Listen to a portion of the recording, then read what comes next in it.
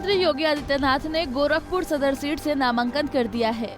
उनके नॉमिनेशन के बाद एक बार फिर से गोरखपुर की चर्चा उत्तर प्रदेश सहित पूरे देश में हो रही है।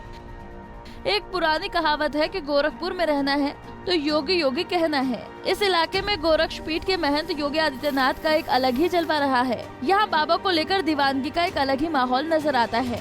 गोरखपुर सदर एक ऐसी सीट है जहाँ पर लाख कोशिशें करने के बाद भी सारी पार्टियों के जातीय समीकरण बिगड़ जाते हैं।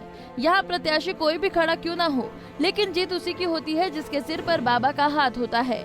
यहाँ तक कि बाबा ने एक बार बीजेपी कैंडिडेट को भी हरवाने की में कोई कसर नहीं छोड़ी थी, लेकिन इस बार तो खुद बाबा योगी आदित्यनाथ ही चुनावी रण में कूद गए हैं। इसलिए 2022 में गोरखपुर का चुनावी माहौल टाइट नजर आ रहा है और एक बार फिर से गोरखपुर में रहना है तो योगी योगी कहना है का नारा यहाँ की फिजाओं में गूंजने लगा है। इतिहास के झरोखे में झांकने पर भी गोरखपुर सदर योगी आदित्यनाथ की सियासी हैसियत का अंदाजा लग जाता है। 1989 से 1997 तक गोरखपुर से जीत हासिल करने में बीजेपी रही थी कामयाब। 2002 में हिंदू महासभा के कैंडिडेट राधा मोहन अग्रवाल को मिली थी जीत।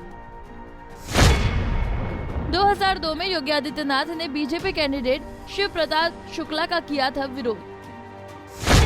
जीत हासिल करने के बाद बीजेपी में शामिल हो गए थे राधा मोहन अग्रवाल। 2007, 2012 और 2017 के चुनाव में बीजेपी की टिकट पर जीते थे अग्रवाल। 2017 में राधा मोहन अग्रवाल ने सपा कांग्रेस के कैंडिडेट राणा राहुल सिंह को दी थी मात। उत्तर प्रदेश सहित पूरे देश में चुनाव में जातीय समीकरण को जोड़ तोड़ कर की चर्चा होती है। उत्तर प्रदेश के अधिकांश सीटों पर जातीय समीकरण ही चुनावी नतीजों को तय करने में अहम भूमिका निभाते हैं, लेकिन गोरखपुर सदर सीट पर सारे जातीय समीकरण ध्वस्त हो जाते हैं। यहाँ जात पात नहीं बल्कि योगी आदित्यनाथ का नाम ही वोटों के लिए बारिश होती है। कयास्त बहुल गोरखपुर सदर सीट के जातीय समीकरण पर डालते हैं एक नजर। गोरखपुर सदर सीट पर हैं करीब 1.5 लाख वोटर। गोरखपुर सदर सीट में सबसे अधिक कायस्थ जाति के हैं वोटर। गोरखपुर सदर सीट पर हैं करीब 95,000 कायस्थ वोटर।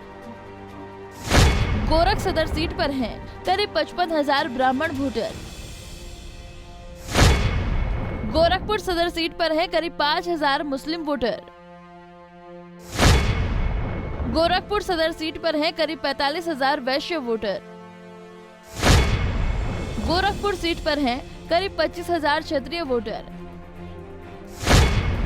गोरखपुर सीट पर हैं करीब 25,000 निषाद वोटर। गोरखपुर सदर सीट पर हैं करीब 25,000 यादव वोटर। गोरखपुर सदर सीट पर है करीब 20,000 एससी वोटर। वहीं इनके अलावा गोरखपुर सदर सीट पर पंजाबी, सिंधी, बंगाली और सैनी मिलाकर करीब 30,000 वोटर हैं। लेकिन गोरखपुर सदर सीट पर जाति का कार्ड नहीं चलता है। यहाँ के वोटर चुनाव में गोरखनाथ मंदिर और योगी आदित्यनाथ का नाम पर वोट देते हैं। अब आप समझ गए होंगे कि योगी आदित्यनाथ ने अंतिम समय में गोरखपुर सदर सीट क्यों चुना। पहले बाबा के मथुरा या अयोध्या से चुनाव लड़ने के कयास लगाए जा रहे थे, लेकिन योगी आदित्यनाथ ने कोई रिस्क नहीं लिया और अपने लिए अपनी सुरक्षित सीट को चुना। इसी तरह सपा के राष्ट्रीय अध्यक्ष अखिलेश यादव ने भी सबसे सेफ सीट करहल को अपने लिए चुना है। उत्तर प्रदेश के ये दोनों दिग्गज सियासी चेहरों की जीत तय मानी जा रही है। हालांकि सभी की नजर इस बात पर टिकी हुई है कि कौन नेता किसके मार्जिन से जीत हासिल करता है। गोरखपुर सदर सीट पर भी इसी बात की चर्चा है कि योगी आदित्यनाथ कितने मार्जिन से चुनाव जीतेंगे। इसके खिलाफ चंद्रशेखर आजाद ताल को ठोक रहे हैं, लेकिन ऐसा कहा जा रहा है कि जोश जोश में चंद्रशेखर रावण ने अपने पैर पर कुल्हाड़ी मार दी है।